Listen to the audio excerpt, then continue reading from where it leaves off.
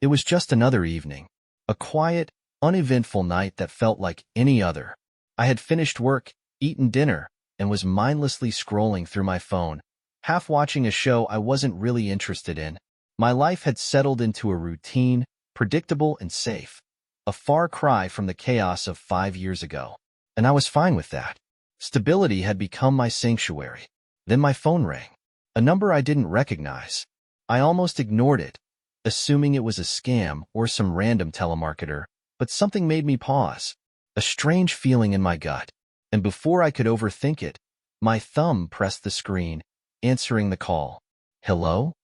For a second, there was silence. And then, "It's me, Nora." I froze. My entire body went rigid, my breath catching in my throat. That voice.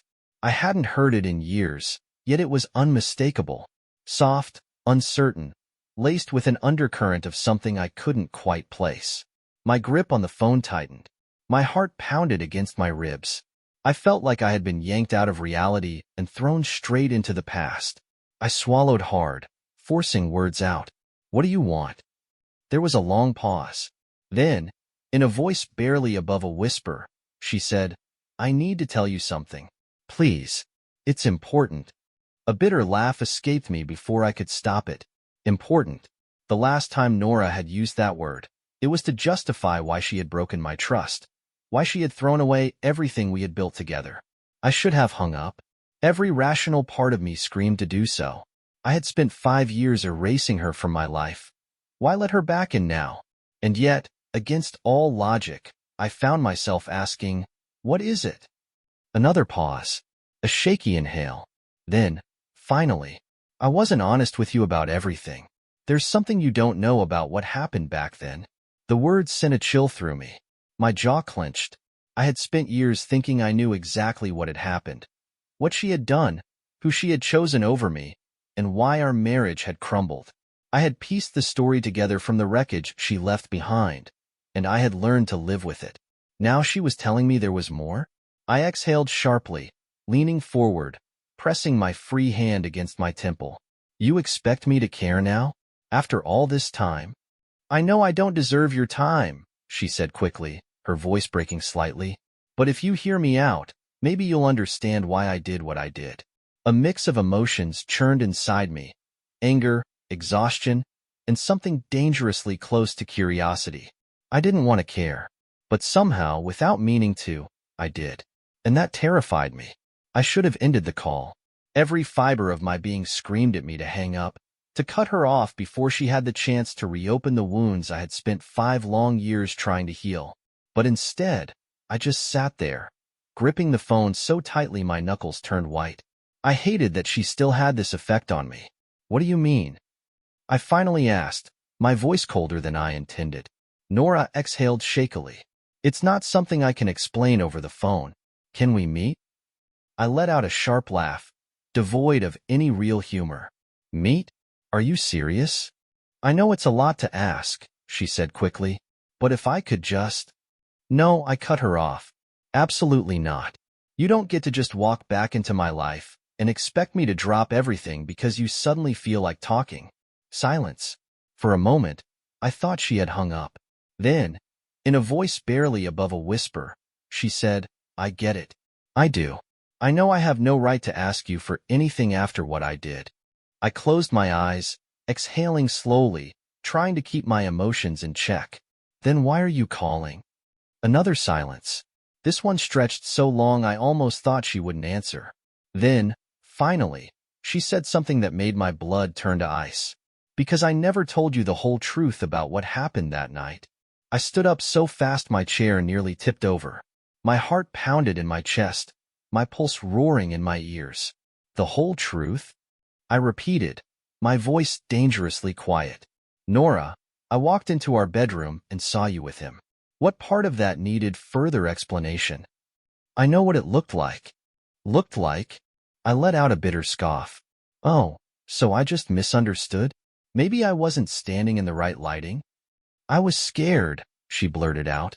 "I was trapped in something I didn't know how to get out of."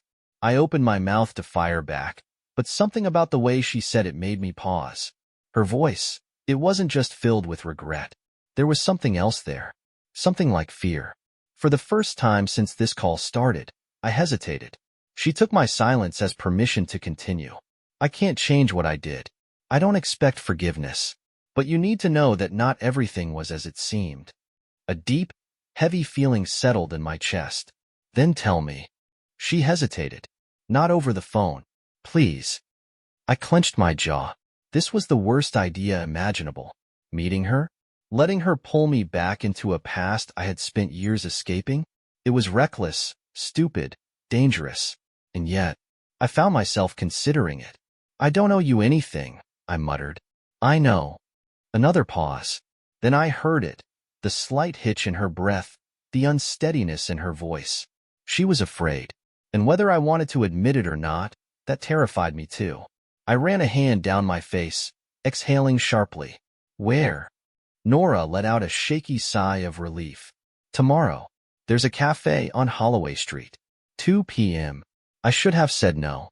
I should have told her to leave me alone and never call me again. But instead, I heard myself say, fine. And just like that, the past I thought I had buried clawed its way back into my life. I barely slept that night. After hanging up, I sat in the dark for hours, staring at the ceiling, my mind drowning in memories I had spent half a decade trying to erase. I had told myself I was over it, that I had moved on. But just one call from Nora had shattered that illusion. What was she hiding? What could possibly change the reality of what I saw that night?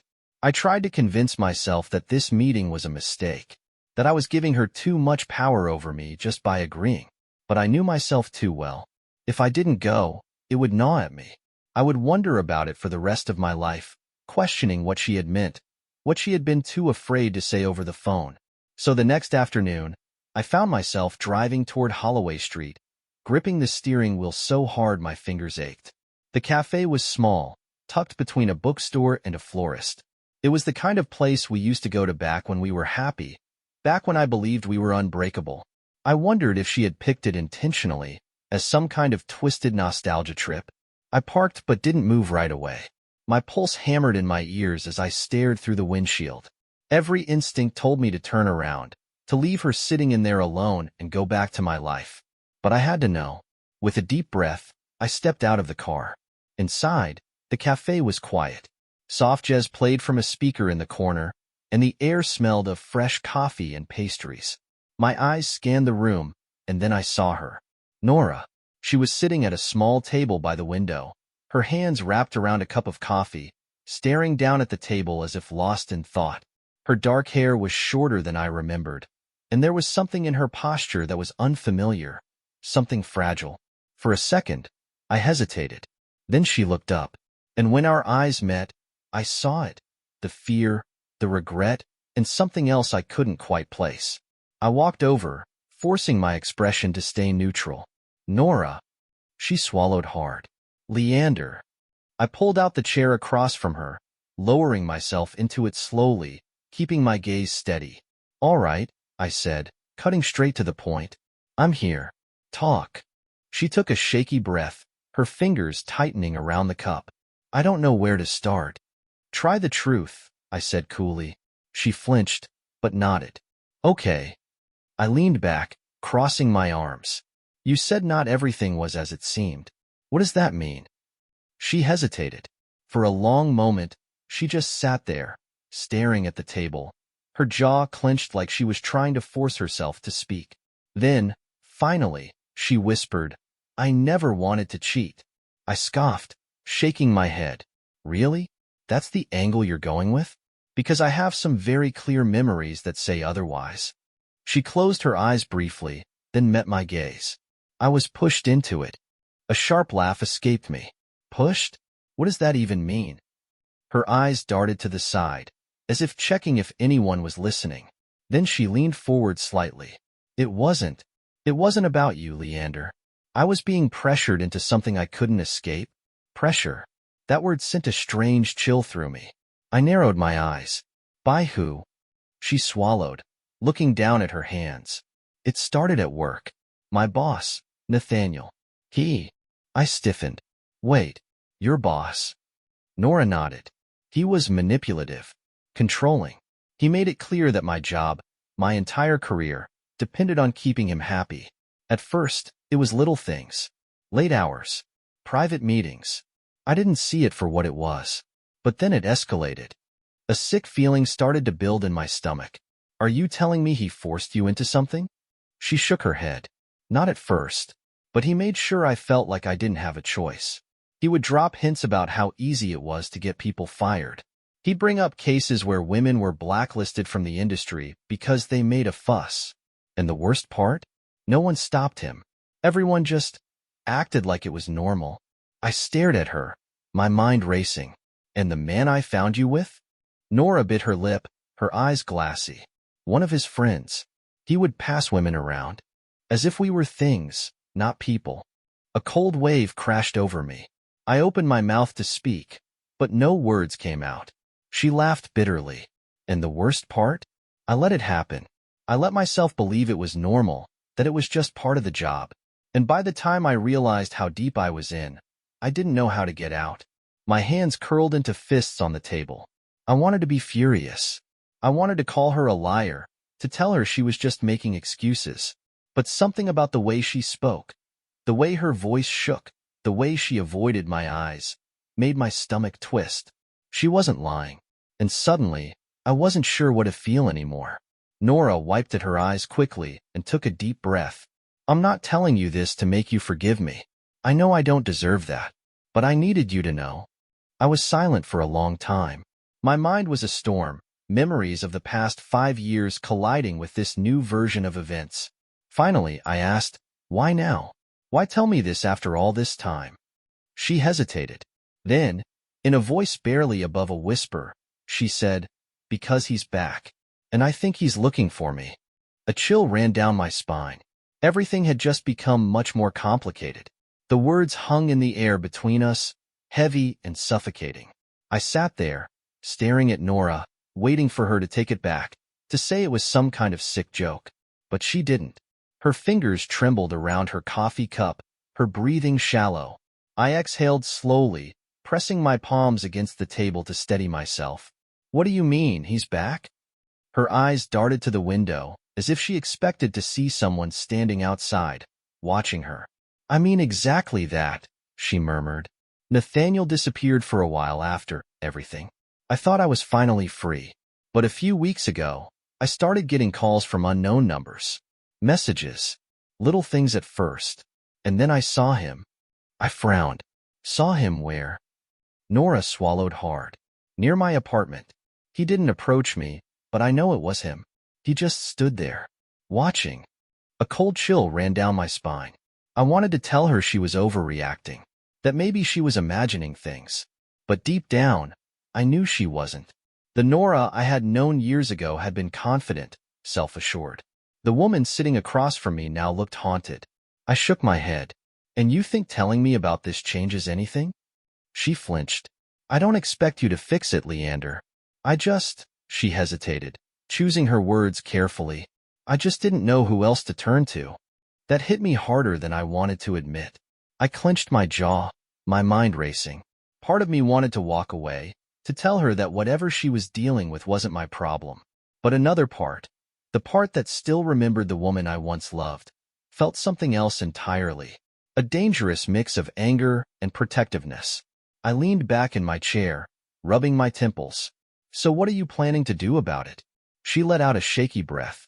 I don't know. I thought about going to the police, but, she trailed off, biting her lip. But what? Nora hesitated. Then, in a near whisper, she said, they won't help me, Leander. Not with this. My stomach tightened. What the hell does that mean? She glanced around again, as if making sure no one was listening. Then, lowering her voice even further, she said, Nathaniel isn't just some creep. He has people. Connections. That's why no one stopped him back then. My hands curled into fists beneath the table. I had spent years thinking of Nora as the villain in my story. The woman who had betrayed me, who had thrown away everything we had. But now, sitting here, I realized something else. She had been trapped in something far worse than I had ever imagined. I inhaled deeply, steadying my emotions. What do you need from me, Nora? She hesitated before answering, as if afraid of what I might say. Then, in a voice so soft I almost didn't hear it, she whispered, "I need your help." I let out a bitter laugh. "You have a lot of nerve asking me that." "I know." Her voice cracked. "And if I had any other option, I wouldn't be here. But you're the only person I can trust." That word hit me like a punch to the gut. Trust. I didn't trust her. At least, I didn't think I did. But something in her voice, something raw and desperate, kept me from getting up and walking away. I ran a hand down my face, exhaling sharply. "Tell me everything, Nora. No more half-truths. No more secrets. If you want my help, I need to know exactly what we're dealing with." She nodded, swallowing hard.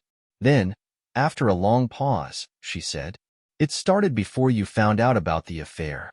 A heavy silence settled between us. I clenched my jaw. "Go on." Nora inhaled deeply, steadying herself. "At first, I didn't think anything of it. Nathaniel was just my boss. He was charming, powerful, people respected him, and I was new. I wanted to impress him. But then, little things started happening. I'd get called into his office for private meetings that had nothing to do with work. He started making comments about my personal life, about you. At first, I thought he was just nosy. But then, it got worse. I felt my entire body go rigid. Worse how? She clenched her fists. He started finding excuses to keep me late at work. He'd make me come in on weekends, but only if no one else was there. And then he started giving me ultimatums, saying things like, "If you want to move up in this company, you need to show some loyalty." And at first, I just ignored it. I kept telling myself I could handle it. But then, one night, he invited me to an executive gathering. A bad feeling settled in my gut. Nora's voice dropped even lower. That's where it all really started. The people there, they weren't just co-workers. They were men like Nathaniel. Powerful men who saw women like me as property. I clenched my fists under the table, my nails digging into my palms. "I should have walked away," she whispered, her voice filled with guilt. "I should have quit. But I was afraid. I was afraid of what he'd do to me if I said no. And that night, when you found me in our bedroom," her voice wavered, "that was the moment I realized I had lost control of my own life." The words hung in the air between us, suffocating. For the first time since she had called me, I didn't know what to say. I had spent years believing one version of events, that she had willingly betrayed me, that she had chosen someone else. And now, I didn't know what to believe anymore. Nora wiped at her eyes, letting out a shaky breath. "I know it doesn't change what I did. I know I hurt you, and I'll never be able to take that back. But I had to tell you, because if Nathaniel is back, I don't know what he wants from me, and I don't know what he's willing to do." I sat back, staring at her, my mind spinning. 5 years ago, I walked away from Nora believing I had escaped the worst pain of my life. Now, I wasn't so sure, because this time, it wasn't just about my broken heart. It was about something much bigger, something I wasn't sure I was ready to face. But one thing was certain, this wasn't over. Not by a long shot. I left the cafe in a daze, the weight of Nora's words pressing down on me like a suffocating fog. Nathaniel, a name I hadn't thought about in years, a man I had barely known. Until now, I had spent so much time believing that Nora's betrayal had been simple. A choice. A selfish, thoughtless decision to throw away our marriage for something fleeting. But now, after everything she had just told me, I wasn't sure what to think anymore.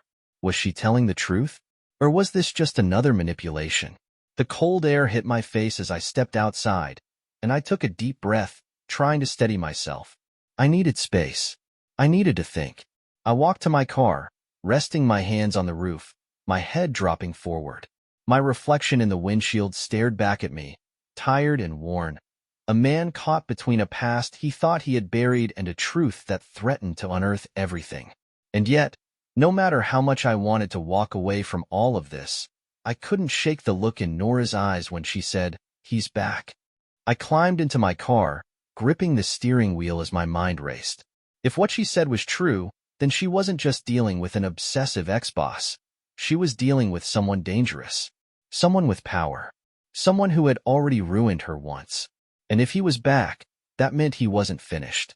The thought made my stomach turn. I didn't want to care. I didn't want to get involved. But I also knew that if something happened to Nora and I had done nothing, I'd never be able to live with myself. I needed answers. And I knew exactly where to start. Confronting the past. That night, I sat in my dimly lit apartment, my laptop open on the coffee table. If Nora was telling the truth, then there had to be something. Some proof that Nathaniel had resurfaced. I started with a simple search. Nathaniel Caldwell. The results flooded the screen. Articles, business websites, social media profiles. He was still active, still running his company. But something caught my eye, a news article from 4 years ago.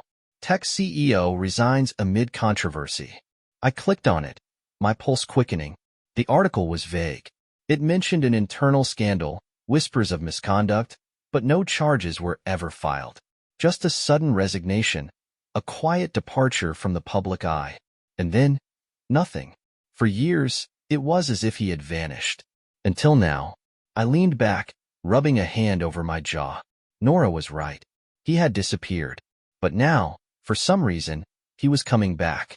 And I needed to find out why. I stared at my phone, my thumb hovering over her number. I had told myself I wouldn't call her again, that I needed time to process. But the deeper I fell into this, the more uneasy I became. I exhaled sharply and hit dial. She answered almost immediately. Leander? Her voice was tense, like she had been expecting my call. I need more information, I said. What else do you know about why he left? She was quiet for a moment. Then, softly, she said, I don't know all the details, but I do know that he didn't leave willingly. I frowned. What do you mean? She hesitated. Something happened. Something big. There were rumors about him being involved in things even worse than what I experienced. People said he got too reckless, that he made the wrong enemies. And then, suddenly, he was gone. The back of my neck prickled. If someone like Nathaniel had been forced out, that meant there were people out there even more powerful than him. And now, for whatever reason, he was resurfacing. And Nora was terrified. I exhaled slowly. All right. Meet me tomorrow. My place. She sucked in a breath. You believe me? I didn't answer right away. I believe something is going on, I said finally. And if you're in danger, we need to figure out how to stop it. She let out a shaky breath. Thank you. I hung up before I could change my mind. The unfinished story. I didn't sleep that night. I kept replaying everything in my head, trying to piece together a puzzle that didn't quite fit. Nathaniel had power. Connections. He had been untouchable. But someone had forced him into hiding. And now, he was back. Which meant only one thing. He was here to finish what he started. I sat on my couch, staring at the wall, waiting for the sun to rise. Tomorrow, I would get the rest of the story. And I had a feeling I wasn't going to like what I heard. The next morning, I woke up to a sense of unease that clung to me like a second skin. I had barely slept, my mind running in circles around everything Nora had told me. About Nathaniel, about the power he held, about the things she had endured. And now, she was coming here, to my apartment. A part of me still didn't know why I agreed. Maybe it was curiosity, maybe it was old wounds that had never really healed. Or maybe, deep down, I knew that if I walked away from this now, I'd never forgive myself. I made coffee and sat by the window, staring at the street below, waiting. At exactly 10 a.m., a car pulled up. Nora stepped out, her movements hesitant. She looked smaller than I remembered, as if the weight of the past was physically pressing down on her. I opened the door before she even knocked. Come in. She hesitated for just a second before stepping inside. The last time she had been in my home, she had been my wife. Now, she was just a stranger with a familiar face. She walked in slowly, her eyes darting around as if expecting something to jump out at her. Coffee? I offered, mostly to break the silence. She nodded, wrapping her arms around herself. Please. I poured her a cup, and we sat across from each other at my small kitchen table. For a moment, neither of us spoke. Then, finally, I said, start from the beginning. No more half-truths. She nodded, exhaling shakily. Okay. The truth she never told me. When I met Nathaniel, I was young, ambitious.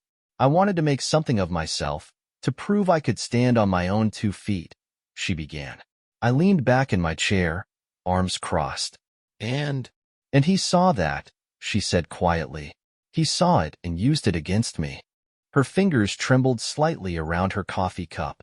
At first, I thought he was just a mentor, someone who recognized my potential. But I was wrong. I watched her closely, waiting for her to continue. He had a way of making you feel special, important. He made sure you knew that he held the key to your future. And once you realized that, it was already too late. A bitter taste filled my mouth. And when did you realize? She let out a hollow laugh. The night you found me with his friend. My jaw tightened. Go on. I had convinced myself that I was in control, that if I just kept my head down, I could survive. But that night, when I saw you standing in that doorway, looking at me like I was nothing, I realized I had already lost everything. I didn't say anything. She clenched her jaw. After you left, I tried to get out. But Nathaniel didn't take rejection well. I became a liability. And when he saw I was no longer useful, he made sure I knew I was disposable. A chill ran through me. You mean? I was blacklisted, she whispered.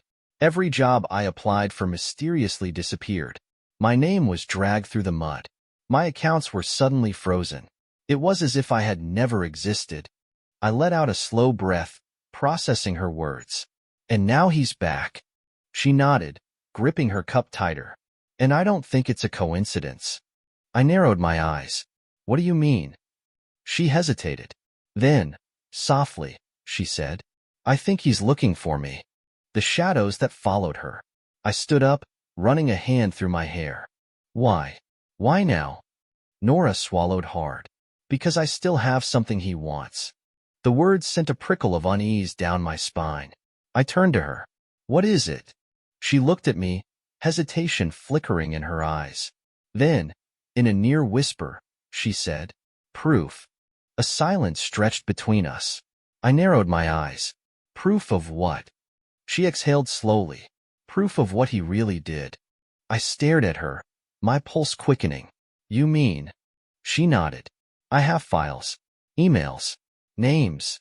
I kept them, thinking that maybe, one day, I could use them.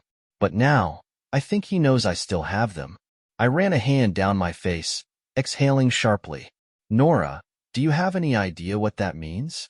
She looked at me with tired eyes. I do. That's why I'm here. My mind was spinning. For years, I had thought of Nora as the woman who had betrayed me, the woman who had destroyed our marriage. Now, she was telling me that she had been a pawn in something much bigger, that she had proof of something dangerous, and that a man who had ruined lives was now coming for her. I clenched my fists. I had spent 5 years trying to erase her from my life. But now, whether I wanted to or not, I was part of this. And there was no turning back. I sat there, staring at Nora as the weight of her words settled over me like a storm cloud. Proof. For 5 years, I had believed I knew everything there was to know about our past.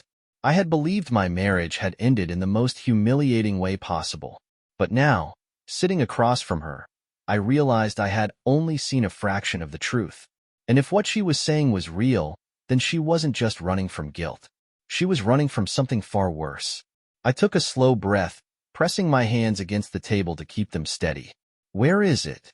She hesitated. Somewhere safe. That's not an answer, Nora. Her jaw tightened. Because I don't know if I can trust you.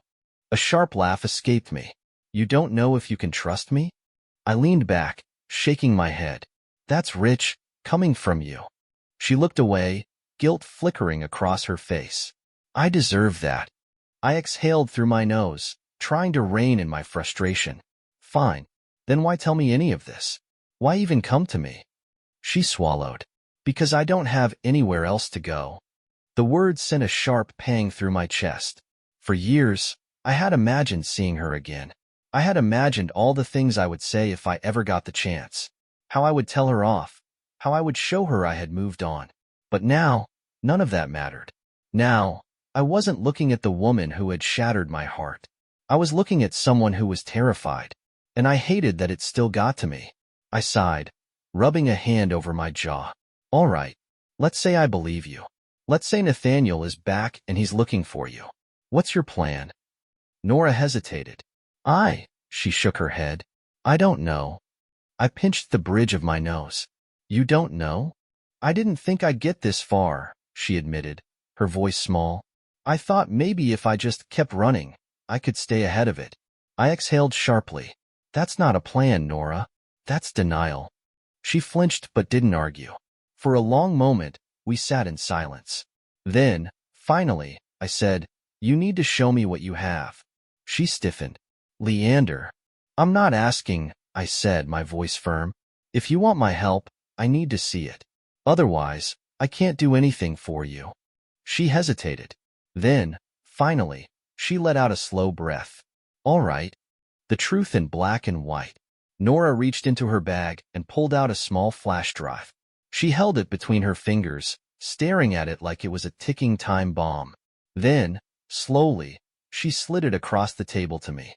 I picked it up, feeling the weight of it despite its small size. This tiny piece of plastic and metal, this was what her entire life had come down to. I plugged it into my laptop, my pulse quickening as the files loaded.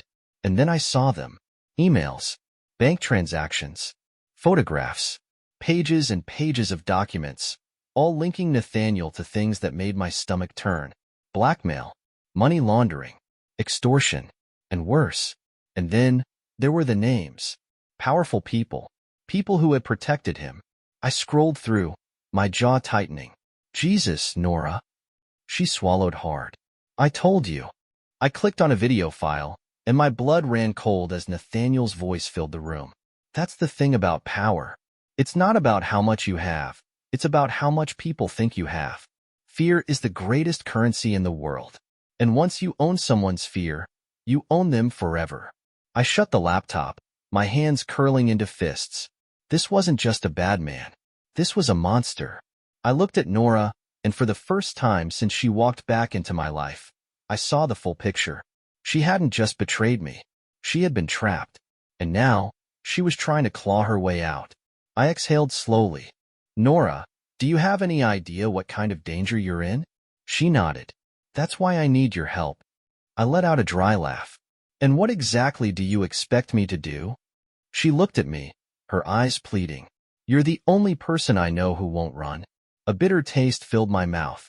She was right. I had spent 5 years running from the past. Now, the past had come to find me. And this time, there was no running. There was only one thing left to do. Face it. I sat there for what felt like an eternity, staring at the flash drive in my hand. The weight of everything, of the past, of what I now knew, pressed down on me, threatening to suffocate me. But I wasn't that man anymore. 5 years ago, I had walked away from Nora, convinced that she had chosen to betray me. I had spent all that time thinking I had been the victim, that she had thrown away everything we had for nothing. Now, I knew the truth. She had been a pawn in something bigger than both of us. And now, whether I liked it or not, I was part of this too. I exhaled sharply and looked at her. We have 2 choices. She swallowed hard, waiting. I held up the flash drive. We either run and keep running, or we fight back. Her eyes widened slightly. Fight back? How? I smirked, but there was no humor in it. By giving this to someone who will do something about it. She blinked, shaking her head. You don't understand, Leander. I told you, Nathaniel has connections. If this gets into the wrong hands, it disappears. Or worse, we disappear. I leaned forward, my voice firm. Then we make sure it doesn't. The plan. The next morning, I made a call. Not to the police, not to the media, but to someone I knew would care. A friend from college, Marlo Reed, now an investigative journalist with a reputation for exposing corruption. He had taken down CEOs, politicians, even law enforcement officers. And if there was anyone who could handle this, it was him. When I told him what I had, there was a long silence on the other end of the phone. Then, he simply said, "Meet me." Taking back control, Nora was nervous. I could see it in the way she fidgeted, the way her eyes darted around the small cafe where we were waiting for Marlo. "I don't know if I can do this," she whispered. I reached across the table, gripping her hand. It was the first time I had touched her in years, and for the first time, it wasn't filled with resentment. You already did, I said softly. This ends today. She exhaled slowly, nodding. A few minutes later, Marlowe walked in. He was sharp, confident, and didn't waste time with small talk. He slid into the booth across from us, glanced at Nora, then looked at me. This better be worth it, he muttered. I pulled out the flash drive and pushed it toward him. See for yourself. Justice at last. 2 weeks later, everything changed. The article Marlowe published wasn't just big, it was explosive. It wasn't just about Nathaniel. It was about an entire network of powerful men who had been operating in the shadows for years, ruining lives without consequence. But now, there were consequences. Nathaniel's company collapsed overnight. His assets were frozen. Arrest warrants were issued. The people who had once protected him started turning on each other, scrambling to save themselves. And Nora? For the first time in years, she was free. The threats stopped. The fear that had followed her for so long finally disappeared. She wasn't running anymore. Neither was I. Moving forward. One evening, as we sat on my balcony, watching the sunset, Nora turned to me. I don't know how to thank you, she said quietly. I looked at her, really looked at her, and for the first time in a long time, I didn't see the woman who had broken me. I saw the woman who had survived. You don't have to, I said. She smiled, and for the first time in years, it reached her eyes. I didn't know what the future held for us. Maybe we'd go our separate ways. Maybe we'd rebuild something new. But one thing was certain. We weren't trapped by the past anymore. And that was more than enough.